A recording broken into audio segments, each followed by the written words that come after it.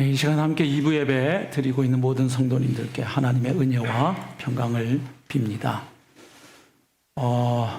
연우 형제가 함께 예배를 드리고 있군요.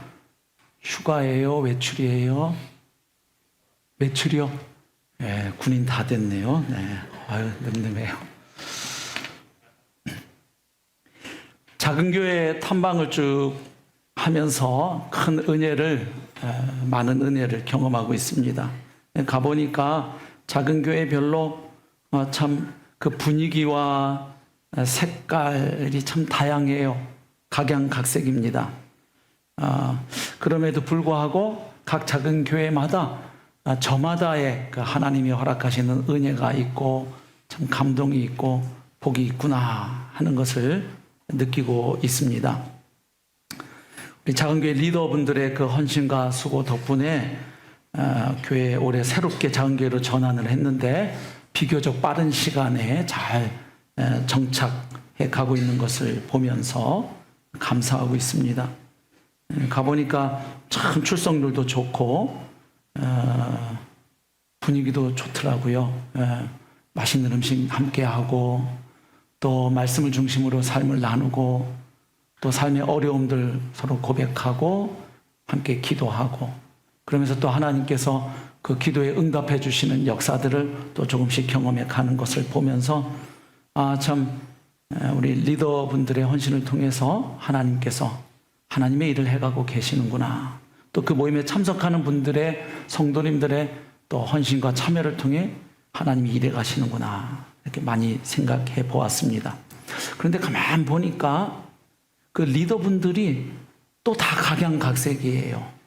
은사, 기질, 성격 어쩜 그렇게 다릅니까? 그래서 제가 MBTI 검사해보면 참 재밌는 결과가 나오겠다 생각도 해보았습니다. 자, 그런데 우리 작은교회 리더분들이 참 서로 다른데 공통점이 하나 있습니다. 뭘까요? 공통점이 이거예요. 하나같이 목사님, 저는 자격이 없습니다. 주님, 저는 자격이 없습니다. 어떻게 인도하고 섬겨야 될지 잘 모르겠어요. 하나같이 이런 분들이 다 리더로 섬기고 있더라고요. 근데 하나님께서 그분들의 그 수고와 헌신을 통해 주님의 일을 이루어가는 것을 볼 수 있었습니다. 성경에도 보면 하나님은 당신의 일을 이루어 가시되 사람을 통해 이루어 가시는 것을 좋아하십니다. 물론 때로 하나님은 직접 초자연적인 역사를 통해서 자신의 뜻을 이루어 가기도 하지만 많은 경우에 하나님은 사람을 통해 일하시는 것을 즐겨 하십니다. 오늘 본문에도 하나님은 이제 모세라는 사람을 통해서 그 위대한 출애굽의 역사를 시작하려 하십니다. 지난 430년간 이집트 땅에서 노예로 지내면서 고통받아온 그 이스라엘 백성들을 그 땅에서 건져내어 하나님이 일찍이 아브라함에게 약속하신 그 가나안 땅으로 인도하는 그 일에 이제 모세를 사용하시려는 것입니다. 그래서 오늘 본문 보면 하나님은 먼저 미디안 광야에서 지금 40년째 장인의 양을 치고 있는 모세에게 찾아오셨습니다. 호렙산의 한 떨기 나무에 불이 붙었는데 통상적으로 그 나무는 금방 사라져야 되는데 그 떨기 나무가 사라지지 않으니까 이를 신기하게 여긴 모세가 다가옵니다. 그것을 보시고 하나님이 모세를 부르시죠. 모세야, 모세야. 이에 모세가 대답합니다. 내가 여기 있나이다. 다시 하나님께서 말씀하십니다. 이리로 가까이 오지 말아라. 네가 선 곳은 거룩한 땅이니 네 발에서 신을 벗으라.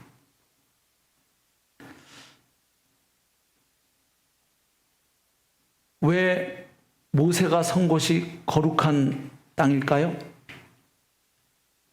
호렙산의 땅은 다 금으로 되어 있었을까요? 지금 그곳이 거룩한 땅인 이유는 거룩하신 하나님께서 그곳에 임재하셨기 때문입니다. 그 땅이 특별해서가 아니죠.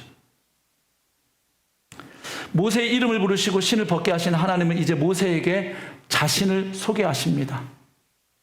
보통 아랫사람이 윗사람에게 소개해야 할 텐데 창조주 하나님께서 피조물에게 자신을 알리십니다. 계시하십니다. 6절 말씀이죠.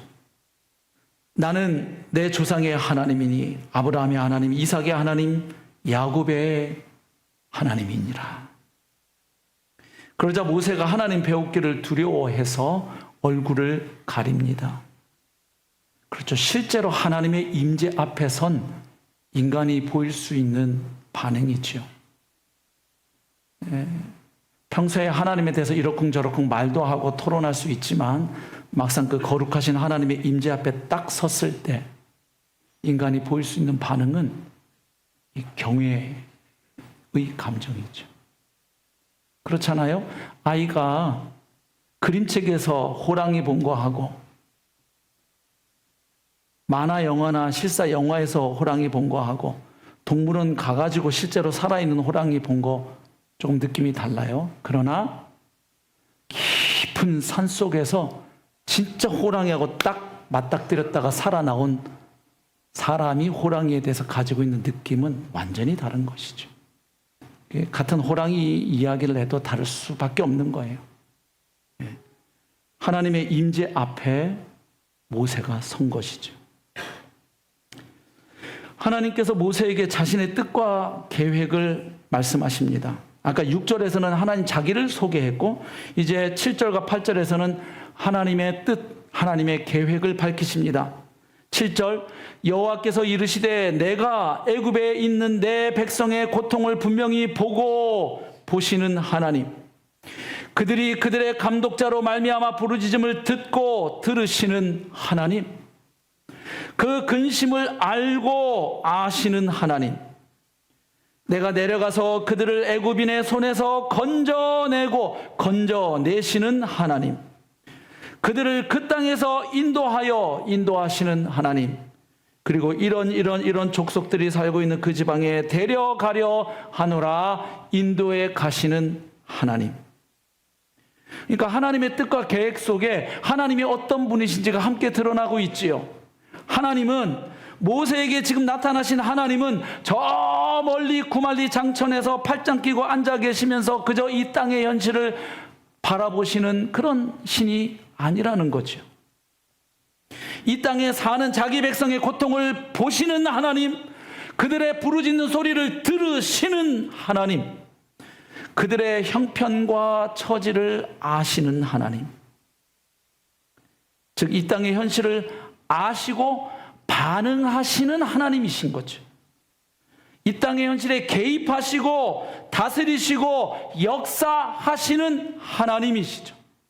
말하자면 살아계신 하나님, 인격적인 하나님, 그 하나님 앞에 지금 모세가 서 있는 것입니다. 또한 건져내시고 인도하시는 하나님, 특별히 자기 백성을 구원하시는 하나님이십니다. 바로 이 일에 모세를 사용하시려고 하나님은 그를 찾아오셨습니다. 그리고 이제 9절과 10절에서 하나님은 특별히 모세를 찾아오신 그 이유를 말씀합니다. 9절, 이제 가라. 이스라엘 자손의 부르짖음이 내게 달하고 애굽 사람이 그들을 괴롭히는 학대도 내가 보았으니 이제 내가 너를 바로에게 보내어. 바로는 이집트의 황제를 가리키는 용어죠. 파라오, 태양의 아들. 바로에게 보내어 너에게 내 백성 이스라엘 자손을 애굽에서 인도하여 내게 하리라. 이렇게 자신을 찾아오셔서 친히 이름을 밝혀주시고 또 모세의 이름을 불러주시고 자신의 뜻과 계획을 밝혀주신 하나님에게 모세는 어떻게 반응합니까? 11절 말씀이죠. 모세가 하나님께 아뢰되 내가 누구이기에 바로에게 가며 이스라엘 자손을 애굽에서 인도하여 내리이까. 자, 하나님의 말씀, 하나님의 뜻과 계획을 듣고 나서 모세가 보인 첫 번째 반응은 내가 누구이기에 하는 반응입니다. 다시 말해서 하나님, 저는 자격이 없습니다. 저는 아무것도 아닙니다 하는 반응입니다. 제가 무엇이라고 감히 바로에게 가서 이스라엘 자손을 애굽에서 끌어내겠습니까? 모세의 이 말 속에는 어떤 생각이 포함되어 있겠습니까? 자신의 신분과 경력에 대한 이야기가 내포되어 있겠죠. 하나님, 내가 누구이게? 이 말은 하나님, 저는 40년 전 이스라엘 백성들을 한번 이끌어 보겠다고 나섰다가 한 일이라고는 겨우 애굽 사람 한 명 때려 죽이고 도피한 일입니다. 말하자면 애굽에서 보면 저는 살인자입니다. 그리고 지명 수배자입니다. 그런데 제가 어떻게 애굽으로 돌아간단 말입니까? 자신의 신분과 과거 행적에 대한 이야기죠. 또 그 안에는 지금 자신이 살고 있는 삶에 대한 이야기도 포함되어 있다고 볼 수 있겠죠. 하나님, 그래서 저는 애굽 땅을 도망쳐 나왔습니다. 그리고 이곳 미디안 광야에 와서 지금 40년 동안 제가 하고 있는 일이라고는 이 장인 어른 댁에 빌붙어서 우리 장인 이드로의 양을 40년 동안 쳐오고 있습니다. 40년 동안 한 일이 양을 친 건데 어떻게 그 한 민족, 한 백성을 제가 이끌 수 있단 말입니까? 하는 말이죠. 무슨 수로 제가 그 일을 합니까? 하나님이 지금 하려고 하시는 그 일은 너무 크고 반면에 저는 너무 작습니다.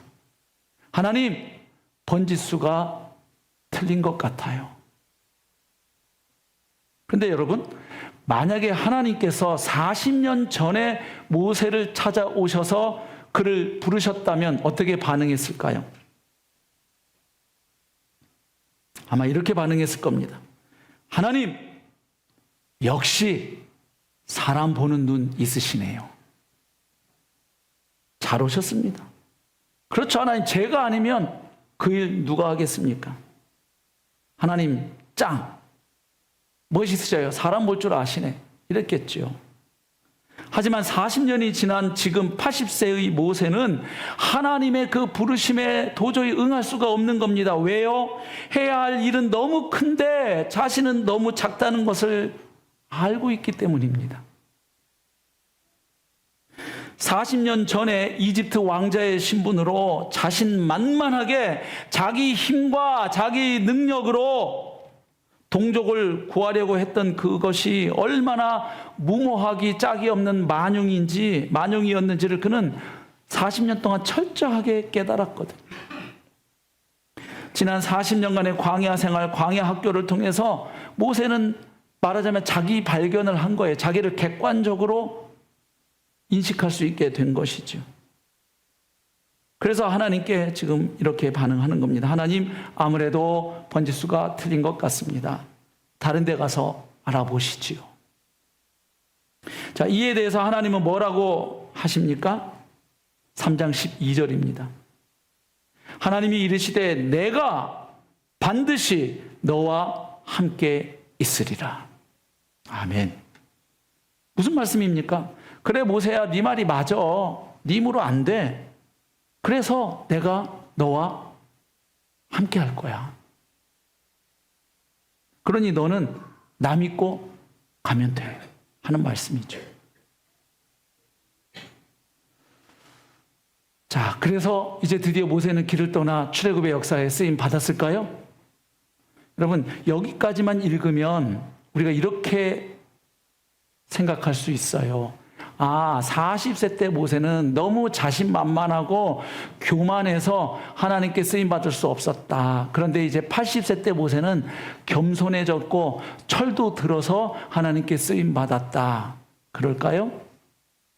그런 면이 아주 없진 않아요. 분명히 지금 모세는 40년 전에 비해서 많이 겸손해졌고 자신을 잘 파악하고 있습니다. 예. 그러나 그 뒤에 이어지는 모세의 반응을 보면 그저 모세가 겸손해졌기 때문에 철들었기 때문에 이 위대한 출애굽의 역사에 곧바로 쓰임받은 것은 아니라는 사실을 알 수가 있습니다. 자, 하나님께서 내가 반드시 너와 함께 하겠다.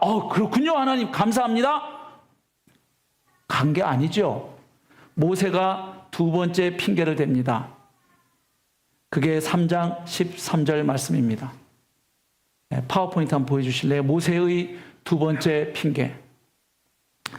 보십시오. 3장 13절.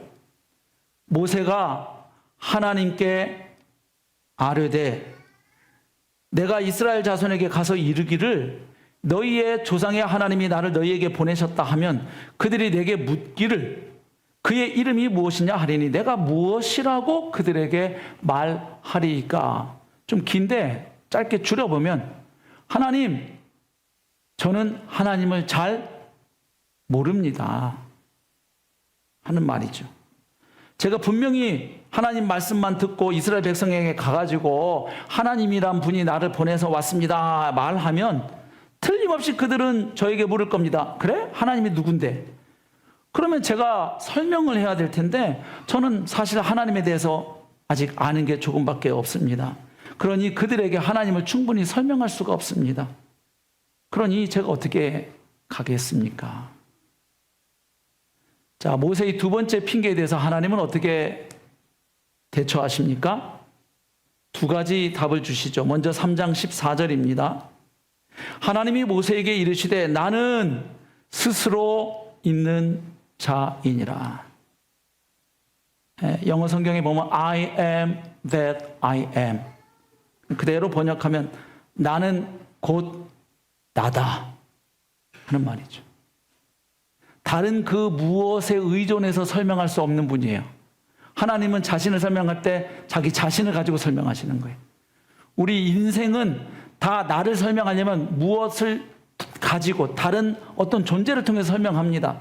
나 거울 보고 나는 누구지? 나는 누구지? 1000번을 물어도 답이 잘 안 나와요. 그러면 나는 누구의 아들이구나, 누구의 아빠구나, 누구의 형이구나, 동생이구나, 나는 회사에서 과장이구나, 나는 MBTI 유형이 뭐구나.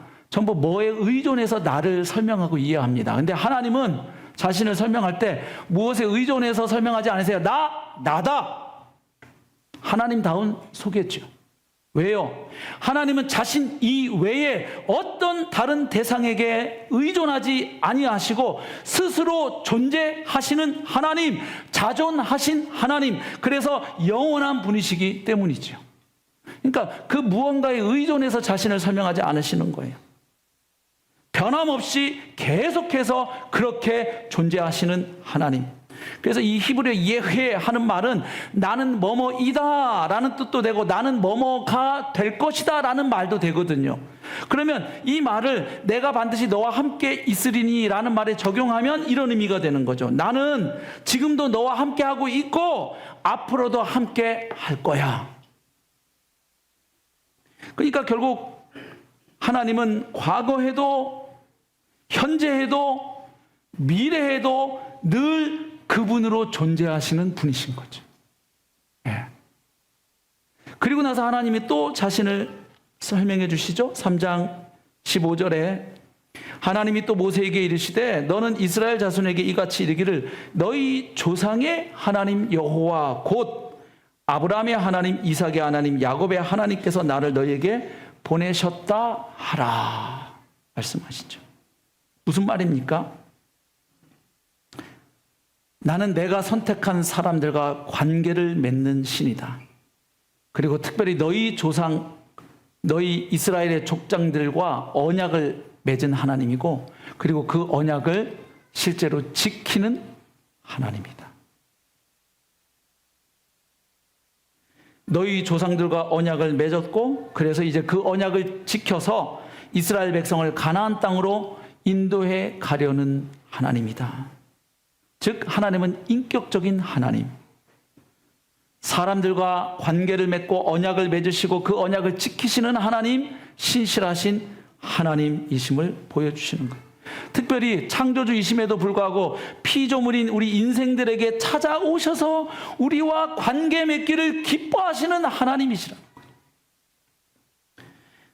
저 멀리 구말리 장천에서 그냥 팔짱 끼고 계시면서 이 땅을 바라보시는 하나님이 아니시라, 이 땅의 역사에, 특별히 자신이 선택하신 자기 백성의 역사에 기꺼이 개입하시고 섭리하시는 하나님, 그 하나님이 지금 모세에게 나타나셨고 그를 보내시는 것이죠. 그러니 하나님께서 모세에게 주는 메시지는 이거지요. 이 정도의 지식만 가지고도 내 일을 하기에는 충분해. 어차피 피조물인 인생이 창조주인 나를 다 알고 파악하고 깨닫는 것은 어차피 그건 불가능해. 일단 너에게 내가 보여준 만큼 나를 알고, 네가 중요한 것은 나를 다 아는 게 아니라 어차피 다 할 수는 없다. 이미 알려준 나를 통해 나를 신뢰하는 거야. 나 믿고 가라. 갔을까요? 모세가 삼고초려라는 말을 알았나? 세 번째 핑계를 댑니다. 4장 1절이지요. 모세가 대답하여 이르되 그러나 그들이 나를 믿지 아니하며 내 말을 듣지 아니하고 이르기를 여호와께서 너에게 나타나지 아니하셨다 하리이다. 무슨 말입니까? 하나님, 제가 간다 한들 사람들이 제 말을 믿겠습니까? 사람들이 내 말을 안 믿을 겁니다. 다시 바꿔서 표현하면, 하나님, 저는 그들을 설득해낼 자신이 없습니다.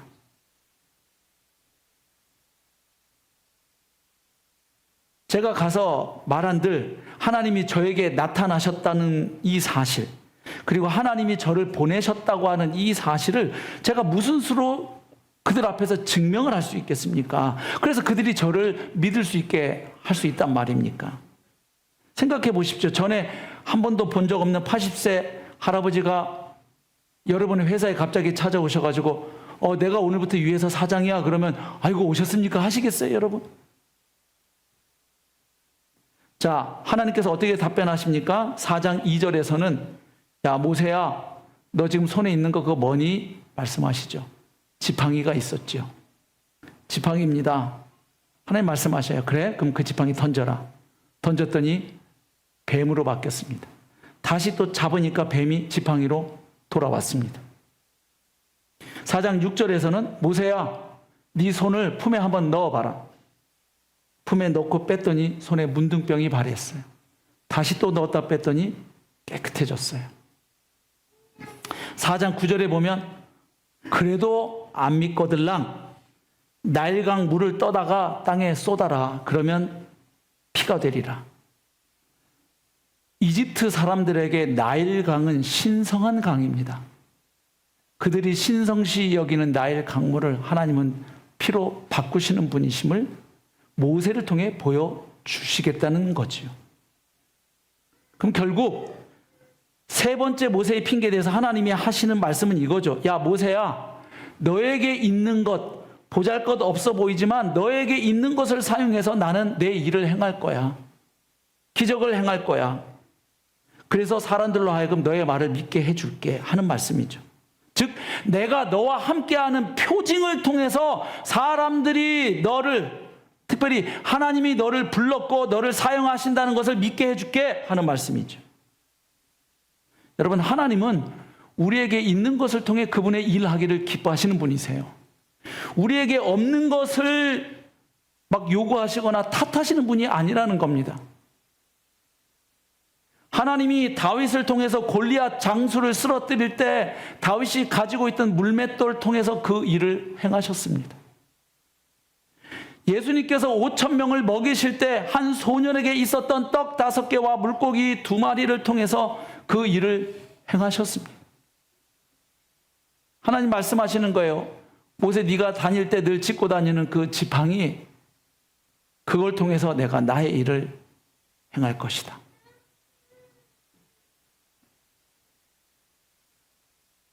삼고초려니까 이 정도 되면 예, 하나님 감사합니다. 3번이나 이렇게 저하고 말을 섞어주시고, 사실 창조주 하나님께서 이럴 필요가 없잖아요. 가라면 좀 가면 안 되겠니? 이렇게 말씀하셔도 되고, 아유, 넌 안 되겠다. 그래. 확 치우셔도 되고요. 그냥 벼락을 확 내려도. 세 번째 이렇게 해주시는 거 아니에요? 마치 아빠가 아이한테 이거 좀 이렇게 할래? 옛날 애들은 네 했어요. 요즘 아이들은 아빠 제가 그거를 해야 할 5가지 이유를 말씀해 보시겠어요? 이렇게 얘기하거든요.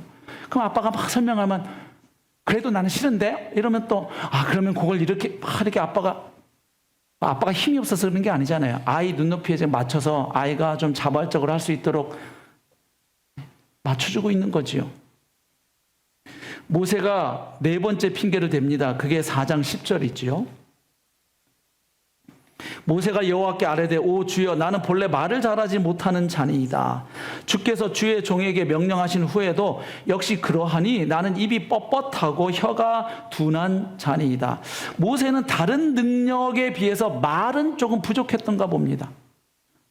우리 생각에는 원래 이집트의 왕자일 때 말을 대단히 잘했는데 40년 동안 광야에서 양이나 치다 보니까 이제 말을 못하게 된다 이렇게 생각할 수도 있지만 모세의 말을 보면 그렇지 않죠. 모세는 뭐라고 이야기합니까? 제가 본래 말을 잘 좀 못하는 사람입니다. 그런데 40년 동안 양치면서 말을 안 했으니 오죽하겠습니까? 외국 유학 가서 거기서 아이를 기르다가 다시 한국에 돌아오신 분들, 부모님들에게는 숙제가 있죠. 그 아이가 어렵게 배워서 익힌 영어 안 까먹게 하는지 그걸 위해서 무지하게 돈을 투자 많이 하십니다. 제가 보니까. 예. 제가 강남에 살 때 많이 봤어요. 어학원 보내야 되고요. 방학 때마다 어학연수 보내야 됩니다. 돈 많이 들여서. 그 어떻게 배운 영어인데 그걸 까먹으면 되겠냐고요. 한국말만 맨날 쓰면 까먹거든요. 모세는 본래 말을 잘 못했는데 맨날 매 하는 양들하고 지내니까 뭐 말을 할 기회가 있어야지. 예? 그게 더 못하게 됐겠죠. 이게 무슨 말이냐면 이런 거예요. 하나님, 저도 제가 이래봬도 이집트의 왕자 출신입니다. 그래서 어떤 한 공동체, 한 백성과 민족을 이끌어가는 지도자가 어떤 자리인지는 제가 압니다. 지도자가 되려면, 백성의 지도자면 말로 그 백성을 설득해야 하고 비전을 공유해야 하고 그리고 그들의 마음에 한번 해보자 하는 이 동기를 부여해야 하는데 이 말로 커뮤니케이션을 해야 하는데 리더에게 커뮤니케이션 능력은 절대적인데 저는 말을 잘 못합니다. 그러니 제가 어떻게 그 백성의 리더 역할을 하겠습니까? 자, 그랬더니 하나님 뭐라고 말씀하십니까? 4장 11절 12절 보면 모세야 누가 입 만들었니? 물으시죠. 하나님 만드셨죠? 그러고 나서 하나님 무슨 말씀하십니까? 내가 할 말 다 줄 테니까 염려하지 마라. 그냥 내가 주는 말 너는 전하면 된다. 무슨 소리예요? 사람의 입을 만든 내가 너의 입과 함께 해줄게. 그리고 네가 할 말 다 줄게. 요즘 식으로 하면 그래 네가 백성들 앞에서 연설할 일이 있을 때마다 내가 대국민 연설문 다 써줄게. 나는 최순실보다 연설문 잘 쓴다 모세야. 응? 내가 다 써줄게. 그냥 말해 너는 그거. 이쯤 되면 갈 것 같잖아요. 모세가 5번째 핑계를 댑니다. 4장 13절 모세가 이르되 오 주여 보낼 만한 자를 보내소서. 이런 거를 5글자로 아까 멘치로 이렇게 말하는 거예요. 첫 번째 핑계로 돌아왔죠. 첫 번째 핑계가 뭐였어요? 내가 누구이기에 다른 말로 하면 나는 자격이 없습니다. 보낼 만한 자를 보내소서. 이 말은 뭐예요? 저는 보낼 만한 자가 아닙니다. 즉 자격이 없습니다. 번지수가 틀렸습니다. 실컷 하나님이 몇 번을 같이 말을 섞어주면서 이렇게 해 주셨는데 결국은 어디로 다시 돌아와요? 첫 번째로 돌아왔죠. 이쯤 되면 이건 겸손이 아닙니다. 교만이에요. 불신이에요. 보낼 만한 자를 보내소서. 이 말은 자기는 보낼 만한 자가 아닌데 하나님은 자꾸 자기를 뭐 하려고 하신다? 보내려 하신다. 그럼 누가 틀렸다는 거예요? 하나님의 판단력이 틀렸다는 거 아니에요? 네? 지금 중국에서 시진핑 주석이 세운 국무위원들 2사람이 뭐 외교 담당하고 국방 담당이 갑자기 사라져갖고 지금 문제가 되는 모양인데 판단력에 문제가 있거나 의심받는 거죠. 네? 그러니까 이게 하나님 당신이 실수하는 겁니다. 이 말이 되는 거잖아요. 그래서 하나님 어떻게 하십니까? 계속 인간의 눈높이를 맞춰서 해주시다가 드디어 4장 14절에 보면 하나님께서 화를 내십니다. 이건 겸손이 아니기 때문이에요. 교만이고 불신이죠. 4장 14절부터 16절에서 하나님 그렇게 말씀하세요. 그래? 너 그렇게 그게 불안하니? 그래 그러면 네 형 아론 말 잘하는 거 내가 안다. 그래서 말 잘하는 네 형 아론을 내가 너의 대변인으로 이미 준비해 놨어. 지금 오고 있거든. 그러니까 네 형 아론하고 함께 가. 그 다음 4장 17절에서는 이렇게 말씀하세요. 너 아까 그 지팡이 있지? 이 지팡이 손에 잡고 이것으로 이적을 행해라. 내가 나의 능력으로 너와 함께 할 거야.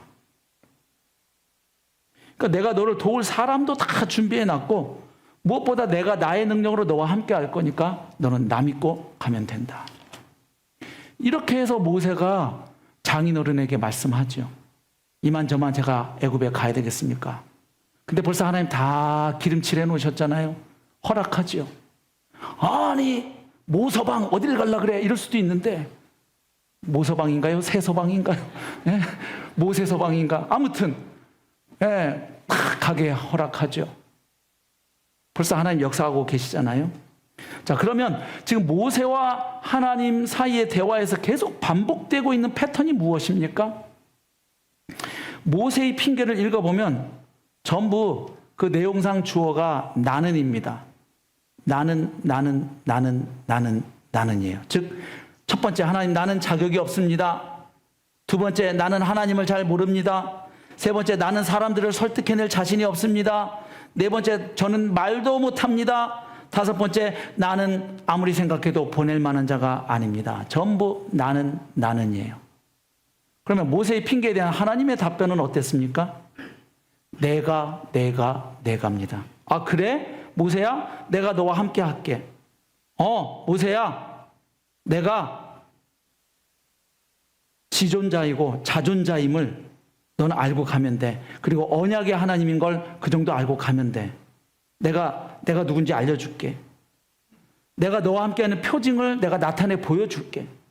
내가 할 말도 다 줄게. 그래도 불안해? 그럼 내가 너를 도와줄 대변인까지 다 붙여주고 그리고 내가 내 능력으로 함께 해줄게. 모세는 나는. 하나님은 내가예요. 그럼 지금 하나님과 모세 사이에 무슨 줄다리기와 씨름이 벌어지고 있는 거예요? 주어 싸움이죠. 삶의 주어가 바뀌는 것, 관점이 바뀌는 것, 그것을 위해서 하나님이 기꺼이 지금 모세하고 씨름을 해 주시는 거죠. 지금 40년 전에 비해서 80세의 모세는 많이 겸손해져 있고 온유해졌고 철이 들었습니다만 여전히 안 바뀌고 있는 게 하나 있어요. 하나님 보시기에. 뭡니까? 나 중심의 관점이죠. 40년 전에 모세가 이집트의 왕자로서 내가 출애굽의 역사의 적임자야 라고 생각하고 움직였던 그 판단의 근거가 누굽니까? 나죠. 나의 신분, 이집트 왕자, 능력, 조건, 내가 동원할 수 있는 사람들, 조직, 이거잖아요. 그러면 지금 40년이 지난 지금 모세가 저는 출애굽의 역사의 적임자가 아닙니다. 보낼 만한 자가 아닙니다. 라고 판단하고 핑계대는 근거가 누굽니까? 역시 나죠. 하나님, 저는 살인자 신분이고 지명수배자입니다. 하나님, 저는 지난 40년 동안 해온 일이 목자밖에 없습니다. 말도 못합니다. 저의 신분, 능력, 커리어, 경력, 이력, MBTI, 기질 다 볼 때 저는 깜이 아닙니다. 그러니까 이 패러다임 내에서 변화는 있어요. 자신만만, 겸손. 근데 여전히 나 중심의 패러다임 안에 있다 이 말이에요. 나를 보니까 할 수 있을 것 같고 나를 보니까 할 수 없을 것 같은 거죠. 가능한 이유도 나 때문이고 불가능한 이유도 나 때문인 거예요. 그래서 하나님은 이제 하나님의 일을 해야 하니까 모세가 나 중심의 사고에서 하나님 중심의 사고로 넘어오도록 기꺼이 창조주께서 피조물과 씨름, 줄다리기를 해 주신 거죠. 모세만 이랬을까요? 성경 보면 하나님의 역사에 쓰임받은 사람들은 다 공통점이 있습니다. 그들의 인생 가운데 찾아오신 하나님을 만나게 됐고요. 그래서 그 전까지 내 중심의 관점과 패러다임을 가지고 살던 인생에서 하나님 중심의 관점과 패러다임으로 전환된 사람들이에요. 다시 말하면 삶의 주어가 나에서 하나님으로 바뀐 사람들. 구약 성경의 기드온도 그렇죠. 기드온 사사시대에 활약했던 한 사사죠. 사사 가운데 한 사람. 이 사람은 굉장히 소심남입니다. 당시 미디안의 압제 아래 이스라엘 백성들이 고통받고 있을 때 이 사람이 밀을 타작할 때 어디서 합니까? 미디안 사람들 몰래 하느라고 포도주 틀에서 타작을 합니다. 소심한 남자죠.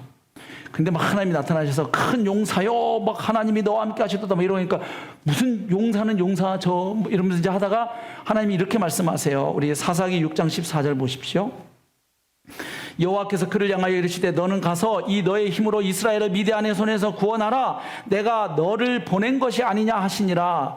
그러나 기드온이 그에게 대답하되 오 주여, 내가, 주어를 잘 보세요. 내가 무엇으로 이스라엘을 구원하리이까? 보소서 나의 집은 므낫세 중에 극히 약하고 12지파 중에 별로 그렇게 주목받지 못하는 므낫세 지파인데 그 지파 중에서도 별 볼 일 없는 가문이고, 그리고 나는 내 아버지 집에서도 가장 작은 자니이다. 모세하고 거의 같죠. 그랬더니 하나님 뭐라고 말씀하세요? 여호와께서 그에게 이르시되 내가 반드시 너와 함께 하리니 네가 미디안 사람 치기를 한 사람을 치듯 하리라 하시니라. 아멘. 저는 이래서 안 돼요. 하나님, 그래? 내가 너랑 함께 할게. 같죠. 신약 성경에서 발견하는 베드로도 비슷하지 않습니까? 베드로는 예수님이 12제자 가운데 제일 자신만만했던 사람이죠. 그래서 예수님에게 어떤 호언장담을 했던가요? 예수님 잡히시기 직전에 다른 제자들, 얘네들은 다 예수님 버릴 수 있어요. 근데 저만은 죽을지언정 주님을 버리거나 부인하지 않는다. 배신하지 않겠습니다. 큰 소리 빵빵 쳤어요. 그때 주님이 야 베드로야, 너 다 굴기 전에 3번 나를 부인할 거야. 그러면 그때라도 어떻게 해야 돼요? 아이고 주님, 그렇단 말입니까? 그럼 제가 어떻게 해야 되죠? 저를 좀 도와주십시오. 뭐 이렇게 해야 되는데 무슨 소리입니까? 더 큰 소리 치죠. 결국 대제사장 그 뜰에서 예수님 모른다고 3번 부인했습니다. 저주까지 하면서. 그럼 베드로에게 예수님 요한복음 21장 오면 찾아오셔서 질문하시죠. 네가 나를 사랑하느냐? 요한의 아들 시므나, 네가 이 사람들보다 나를 사랑하느냐? 그때 베드로가 뭐라고 대답합니까? 주여, 제가 주님을 사랑하는 줄 주께서 아시나이다. 무슨 말이에요? 참 베드로의 이 답이 묘한 답이에요. 이미 큰 소리 치다가 무너졌기 때문에 주님, 저 아니면 제가 주님 누가 사랑합니까? 이렇게 말도 못하겠고, 그렇다고 주님을 안 사랑하는 건 아니거든. 왜? 밤새도록 지난밤 물고기 잡으러 다시 가서 허탕치면서 알았어. 베드로는 나는 이제는 어느덧 주님 없이는 못 사는 자가 되었구나 아는 거예요. 반면에 주님을 사랑하지만 이 내 사랑이라는 게 얼마나 깨어지기 쉬운 사랑, 연약하고 허약한 사랑인지도 알아. 그러나 사랑 안 하는 건 또 아니거든. 그러니까 어떻게 말해요? 주여, 제가 주님 사랑하는 줄 주께서 아시나이다. 예수님을 향한 사랑의 마음조차도 그 판단을 누구에게 맡기는 거예요? 주님께 맡기는 거잖아요. 그리고 나서 우리가 사도행전에서 베드로가 놀랍게 쓰임받는 모습을 보게 되죠. 바울도 보십시오. 우리 갈라디아 2장 20절 함께 읽겠습니다. 말씀 시작. 내가 그리스도와 함께 십자가에 못 박혔나니 그런즉 이제는 내가 사는 것이 아니요 오직 내 안에 그리스도께서 사시는 것이라. 이제 내가 육체 가운데 사는 것은 나를 사랑하사 나를 위하여 자기 자신을 버리신 하나님의 아들을 믿는 믿음 안에서 사는 것이라. 아멘. 바울도 보면 복음 깨닫고 주어가 바뀌었어요. 이제는 내가 사는 것이 아니요 오직 내 안에 그리스도께서 사시는 것이다. 그러면 나라는 자아는 다 뭐 멸절되고 파괴되고 없어졌다는 뜻입니까? 그렇지는 않죠. 바로 그 다음에 이제 내가 육체 가운데 내가 살아요. 내가 뭐 없어진 건 아니에요. 그러나 그 중심이 넘어갔죠. 주님께로. 그래서 그는 자기 사역을 평가할 때도 이렇게 말하죠. 고린도전서 3장 6절 나는 심었고 아볼로는 물을 주었으되 오직 하나님께서 자라나게 하셨나니 그런즉 심는 이나 물 주는 이는 아무것도 아니로되 오직 자라게 하시는 이는 하나님뿐이니라. 하나님이 하셨습니다. 고린도전서 15장 9절에서도 나는 사도 중에 가장 작은 자라 나는 하나님의 교회를 박해하였으므로 사도라 칭함받기를 감당하지 못할 자니라. 자기는 사도 자격이 없는 자라는 거죠. 그러나 내가 나 된 것은 하나님의 은혜로 된 것이니 바울이 사도 된 건 하나님의 은혜로 되었답니다. 그 다음 내게 주신 그분의 은혜가 헛되지 않아서 그 은혜 때문에 그 은혜가 막 나를 이끌어가서 내가 어떤 사도보다 모든 사도보다 더 많이 수고했어요. 그런데 바울이 깨달은 게 있어요. 근데 그것도 결국 내가 한 것이 아니요 오직 나와 함께 하신 하나님의 은혜로라. 내가 열심히 한 것조차도 그게 내가 한 게 아니고 하나님이 하신 거더라. 그 마음, 그 열정을 하나님이 부으셨고 그 장애물이 왔을 때 그걸 돌파해 갈 수 있는 힘과 용기도 그분이 주셨고 결국 하나님이 하신 거더라. 주어가 바뀐 거죠. 여러분 그러면 모세 같은 사람, 막 바울, 베드로 막 이런 신앙의 위인전에 나올 만한 사람들만 이런 경험을 하고 이렇게 살아가야 하는 걸까요? 그렇지 않죠. 신약 성경은 예수 그리스도의 복음을 듣고 예수님을 구주로 주님으로 믿어 구원받은 성도들은 구원받은 이후에도 계속 복음으로 살아가야 할 것을 말합니다. 근데 복음으로 살아가는 삶이 결국 주어가 바뀐 삶이에요. 여러분 보십시오. 오늘 복음 중심삼, 줄여서 복중삼 하시는 분들 오늘 이거 공부하시죠? 이미 주중에 하신 분들도 계실까요? 거기 보면 복음의 확장선이라는 개념이 나옵니다. 보여주시죠. 하나님의 은혜로 우리가 구원받고 이제 신앙생활을 합니다. 그러면 특별히 두 가지에 대한 인식이 성장한다는 거예요. 하나는 위쪽, 하나님의 거룩하심에 대한 인식의 성장이 있습니다. 하나님은 늘 같은 분이니까 하나님이 더 거룩해지신다는 의미가 아니고 하나님이 얼마나 죄를 싫어하시고 거룩한 분이신지를 깨닫는 내 인식이 자란다는 거예요. 반면에 뭐가 또 자랍니까? 구원받고 신앙생활 해보면 내가 얼마나 죄인이고 연약한 인생인지를 더 깨달아요. 오히려 구원받고 나서 더. 그죠? 사실 구원받기 전에 나만큼 사는 사람이 있으면 나와보라 그래 뭐 이러다가 구원받게 되는 게 내가 죽을 수밖에 없는 죄인임을 성령의 빛비침을 통해 깨닫고 예수님을 털썩 붙잡게 되잖아요. 근데 그 이후 신앙생활 하면 더 깨달아요. 나의 육신과 죄성에 대해서 더 깨달아요. 그러면 신앙생활을 하다 보면 이게 어떻게 됩니까? 점점 벌어져요. 간극이 커진단 말이에요. 그러면 이상적인 신앙생활은 이 간극이 커질수록 십자가의 크기도 복음도 확장되어서 이걸 메꿔줘야 되는 거예요. 맞죠? 이게 이상적인 그리스도인의 삶인데 실제 현실은 많은 경우 두 번째 그림이에요. 보십시오. 십자가 크기가 그대로 있어요. 그러니까 처음 예수 믿을 때 이해했던 복음 그대로 가는 거예요. 그러면 어떤 일이 생겨요? 간극은 벌어지고 십자가가 이걸 메꿔주지 못해. 그러면 우리 인생들이 찾는 방법은 결국 두 개입니다. 위선과 행위로 이 간극을 좁히는 거예요. 위선은 뭐예요? 내가 실제 그런 사람이 아닌데 그런 사람인 척 하는 거잖아요. 이거는 죄를 축소하는 거죠. 내 연약함과 죄성을 보는데 실제로 나는 꽤 거룩한 사람이야 라고 나를 위선해서 좁혀요. 그 다음 행위는 뭐예요? 하나님의 그 거룩하심에 따른 기준이 있어요. 우리 어떤 인간도 도달할 수 없는 기준이에요.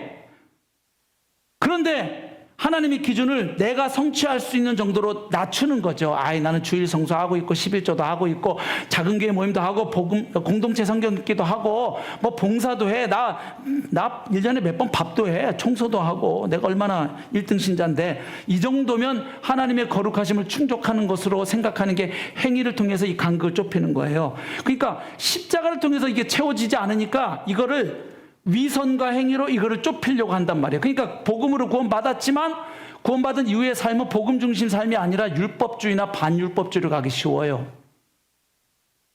그래서 처음 구원받을 때도 오직 예수님만을 바라보고 의지해서 구원이 주어졌지만 구원받은 이후에도 우리의 삶은 계속해서 예수님만을 구원자로 믿고 그분을 의지하는 삶이에요. 아멘. 우리 고린도전서 1장 30절 읽어보실까요?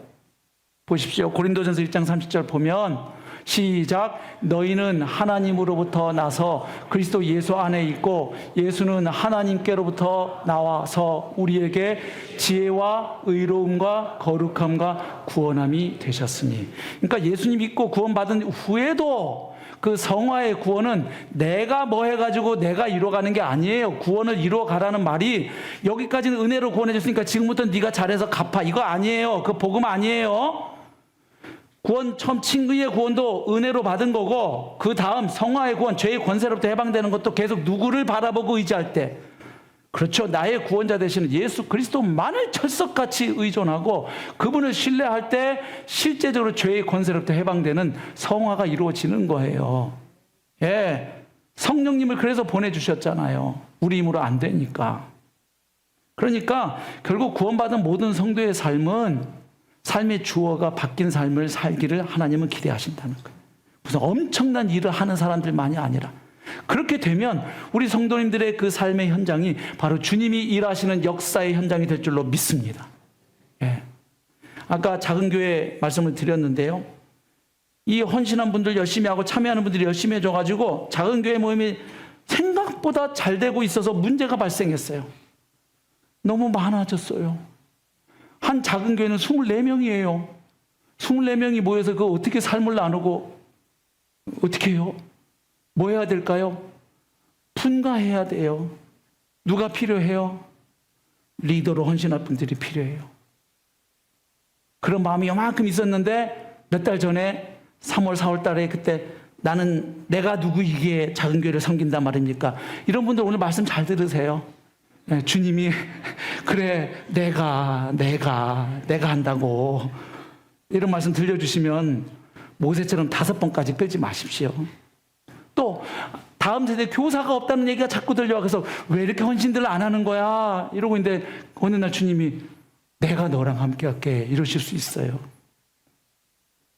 또 교회에 어떤 봉사가 필요한데 저건 누가 알아서 하겠지, 나는 내가 뭐라고 나서서, 예. 주님이 찾아오실 수 있어요. 예.